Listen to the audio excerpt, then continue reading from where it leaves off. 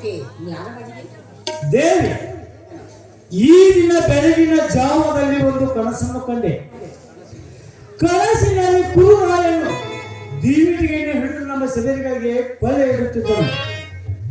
ಈ ಕನಸು ಭವಿಷ್ಯದ ಛಾಯಾಗ್ರಹವಷ್ಟೇ.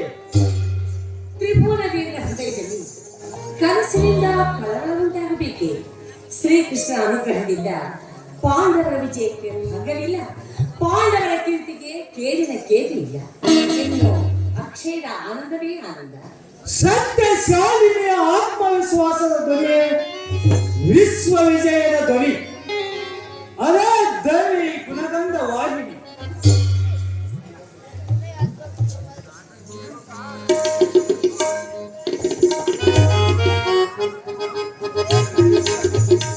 ದೇವಿ ದೇವಿ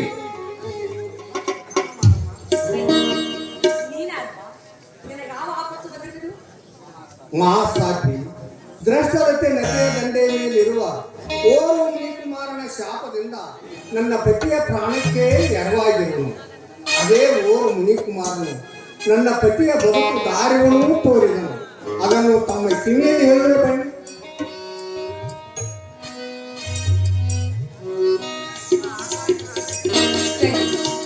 ಶ್ರೀರಂಗನ ಶುಭಾಶೀರ್ವಾದದಿಂದ ನಿನ್ನ ಸೌಭಾಗ್ಯ ವರ್ಧಿಸಿ